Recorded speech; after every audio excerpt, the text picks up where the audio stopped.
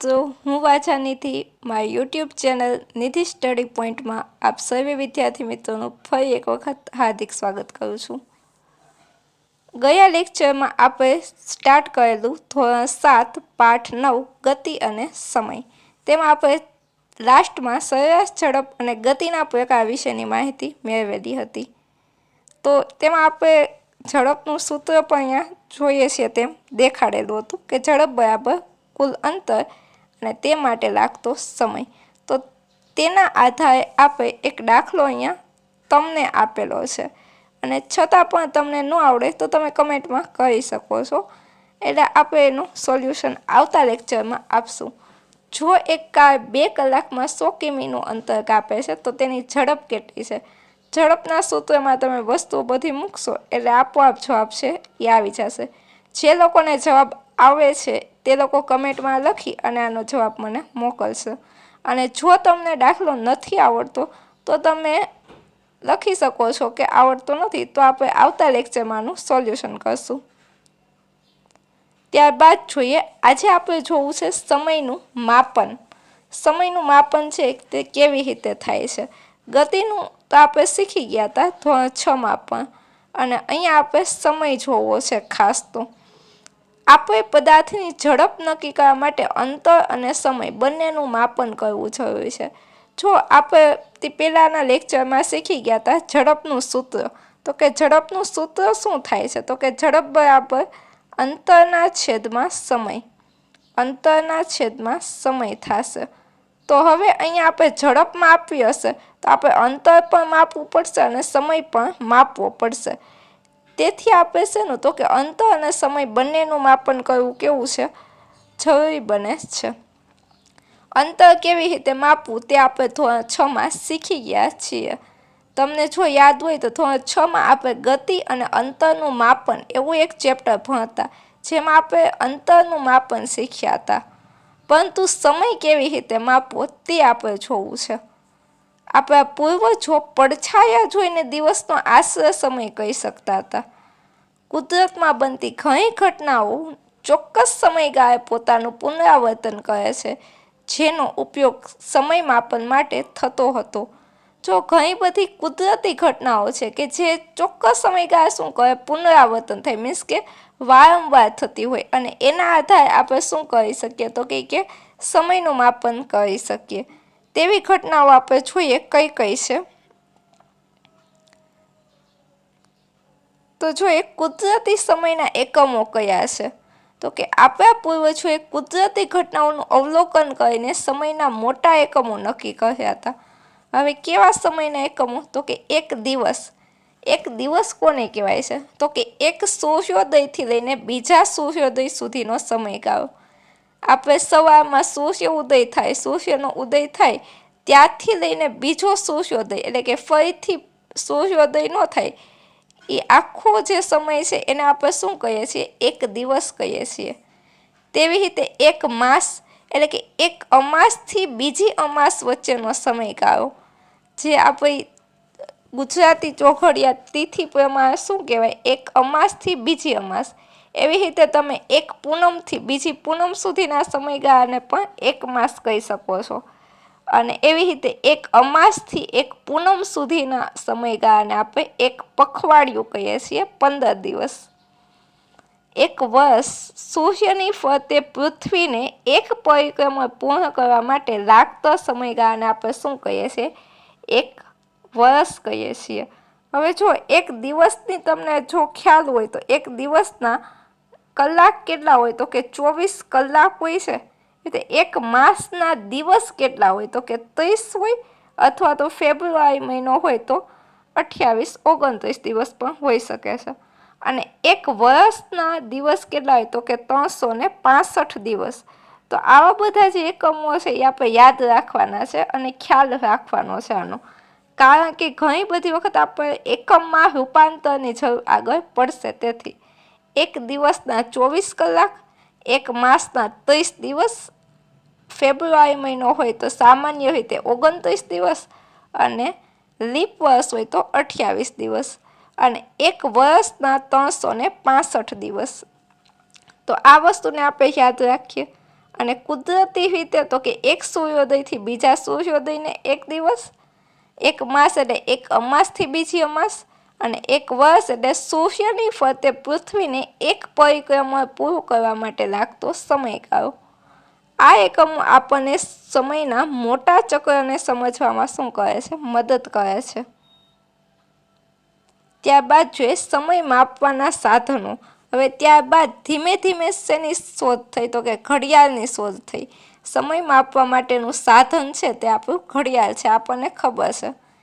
એક દિવસના સમયગાળા કરતાં નાના સમયગાળાને માપવા માટે આપણે શેની? તો કે ઘડિયાળની જરૂર પડે છે. આ બધો સમયગાળો કેવો હતો? મોટો હતો. અહીંયા આપણે જોવું છે કે એક દિવસ કરતાં નાનો સમયગાળો, ઘડિયાળ અને કાંડા ઘડિયાળ. આ સમય માપનના કેવા છે? સામાન્ય સાધનો છે. આધુનિક ઘડિયાળો જટિલ કામગીરી ધરાવે છે, પરંતુ તે બધી કોઈક આવર્ત ગતિનો ઉપયોગ કરે છે. આવર્ત ગતિનું સૌથી વધુ જાણીતું ઉદાહરણ કયું છે? સાદું લોલક છે. હવે આવર્ત ગતિ આપણને ખબર છે કે કોઈ પણ પદાર્થ હોય તેની એક નિશ્ચિત સમય દરમિયાન પુનરાવર્તિત થતી ગતિ એટલે કે આગળ પાછળની ગતિ છે એને આપણે આવર્ત ગતિ અથવા તો પિરિયોડિક મોશન કહીએ છીએ. અને એનું સૌથી જાણીતું ઉદાહરણ કયું છે? સાદું લોલક છે, સિમ્પલ પેન્ડ્યુલમ. આ શું છે સાદું લોલક? તેની માહિતી મેળવીએ.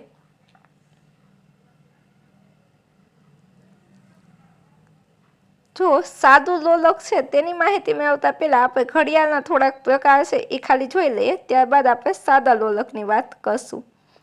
ઘડિયાળના પ્રકાર કયા કયા છે? તો કે એક છે દિવાલ ઘડિયાળ, જે આપણે સામાન્ય રીતે દિવાલ ઉપર લટકાવતા હોઈએ છીએ. ત્યારબાદ છે ટેબલ ઘડિયાળ, જે ટેબલ ઉપર રાખવામાં આવતી હોય એલાર્મ ક્લોક ટાઈપની. ત્યારબાદ છે ડિજિટલ ઘડિયાળ. જ્યાં ડિજિટલ ઘડિયાળ હોય તેમાં શું હોય છે? તો કે સમયને આધુનિક રીતે સંખ્યાત્મક સ્વરૂપમાં દર્શાવવામાં આવે છે. જે પણ આપણા હાથમાં જે હોય છે કાંડા ઘડિયાળ એમાં આવતી હોય છે. અને ત્યારબાદ છે ક્વાર્ટઝ ક્લોક. આ ઘડિયાળો વિદ્યુત ઇલેક્ટ્રોનિક પરિપથો ધરાવે છે અને પહેલાંની ઘડિયાળો કરતાં વધુ ચોકસાઈ ધરાવે છે. ઘડિયાળના સામાન્ય પ્રકાર છે જે આપણને પૂછાતા હોતા નથી પણ છતાં આપણે લઈ લીધેલા છે. ત્યારબાદ આપણે સાદા લોલકની રચના જોવી છે. ઘણી વખત સાદું લોલકની રચના તમને પૂછાતી હોય અથવા તો સાદા લોલકની વ્યાખ્યા તમને પૂછાય કે સાદું લોલક કોને કહેવાય છે? તો કે સાદું લોલક એ દ્રઢ આધાર પરથી દોરી વડે લટકાવેલા ધાતુના નાના ગોળા કે પથ્થરના ટુકડાની રચના છે. સાદા લોલકની વ્યાખ્યા એકમાં પૂછાય તો આપણે લખીએ કે એક દ્રઢ આધાર પરથી કોઈ દોરી છે, કોઈ દ્રઢ આધાર ઉપરથી આપણે દોરી લટકાવેલી છે અને એ દોરીની નીચે આપણે શું કહીએ છીએ? તો કે ધાતુનો ગોળો અથવા તો પથ્થરનો ટુકડો લટકાવીએ છીએ, જેને આપણે સાદું લોલક કહીએ છીએ. આવી કંઈક રચના હોય છે એને આપણે શું કહીએ છીએ? સાદું લોલક કહીએ છીએ. ત્યારબાદ જોઈએ ધાતુના ગોળાને લોલકનો ગોળો કહે છે. અહીંયા જે નીચે આપણે ધાતુનો ગોળો લટકાવેલો છે એને આપણે ધાતુનો ગોળો અથવા તો બોબ કહીએ છીએ. જ્યારે લોલક તેના મૂળભૂત સ્થાન O પર સ્થિર હોય ત્યારે તે વિરામ અવસ્થામાં હોય છે. જ્યારે એ અહીંયા મૂળભૂત સ્થાન કે એનું જે સ્થાને છે તેને એની વિરામ અવસ્થા કહેવાય. જ્યારે લોલકના ગોળાને એક બાજુથી લઈ જઈને મુક્ત કરવામાં આવે ત્યારે તે એક બાજુથી બીજી બાજુ ગતિ કરવા લાગે છે. ત્યારબાદ જોઈએ લોલકની ગતિ અને દોલન. સાદા લોલકની આ એક બાજુથી બીજી બાજુની ગતિ એ આવર્ત ગતિ અથવા તો દોલન ગતિનું ઉદાહરણ છે. સાદું લોલક છે તે આપણને ખબર છે કે કેવી રચના હશે? તો કે આવી રચના કંઈક હશે સાદા લોલકની. તો એ આવી રીતે અહીંયા A પોઈન્ટ, અહીંયા P પોઈન્ટ, આવી રીતે અને અહીંયા વચ્ચે હશે O પોઈન્ટ, આવી રીતે અહીંયા જાય પછી અહીંયાથી ફરી આમ જાય. આવી જે ગતિ કરે છે એને શું કહેવાય છે? તેની આવર્ત ગતિ અથવા તો પિરિયોડિક મોશન અથવા તો દોલન ગતિ. દોલન ગતિ અને આવર્ત ગતિ એક જ છે. આવર્ત ગતિને આપણે પિરિયોડિક મોશન કહીએ છીએ અને દોલન ગતિને આપણે ઓસિલેટરી મોશન કહીએ છીએ. એના ઇંગ્લિશ નામ પણ આપણે ખાસ યાદ રાખશું, પિરિયોડિક મોશન અને ઓસિલેટરી મોશન. એક દોલન ક્યારે પૂર્ણ થયું ગયર? હવે જો આપણને એમ કહે છે કે એક દોલન છે એ ક્યારે પૂર્ણ થયેલું કહેવાય? જ્યારે લોલકનો ગોળો તેના મૂળભૂત સ્થાન O થી A સ્થાને, અહીંયા આપણે હમણાં દર્શાવેલું તો આ બાજુ A અને આ બાજુ B, તો કે O થી A સ્થાને આવ્યા બાદ B સ્થાને આવીને ફરી O સ્થાને આવે. અહીંયા આપણે ફરી એક વખત દર્શાવી દઈએ કે આ એક લોલક છે. અહીંયા એનું A સ્થાન અને અહીંયા એનું B સ્થાન છે. એનું વચ્ચેનું ઉગમ બિંદુ O છે. તો O થી A જાય, O થી ફરી B એ જાય અને B થી ફરી O એ જાય. તો આ જે આખું ચક્ર કાપે ને ત્યાં એને શું કહેવાય? એક દોલન કહેવાય છે.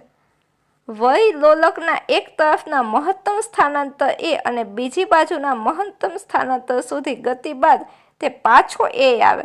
માનો કે A થી શરૂ કરી O એ જાય છે, B એ જાય છે ને ફરી A એ આવે છે, તો તેને પણ આપણે શું કહેશું? એક દોલન પૂરું થયેલું કહેવાય છે. આજનો વિડીયો લેક્ચર છે એ અહીં સુધી રાખીએ. આવતી માહિતી ફરી નવા લેક્ચરમાં આપશું. અને આજનો વિડીયો તમને કેવો લાગ્યો તે જરૂરથી કમેન્ટમાં લખજો. ફરી મળીશું આવતા લેક્ચરમાં.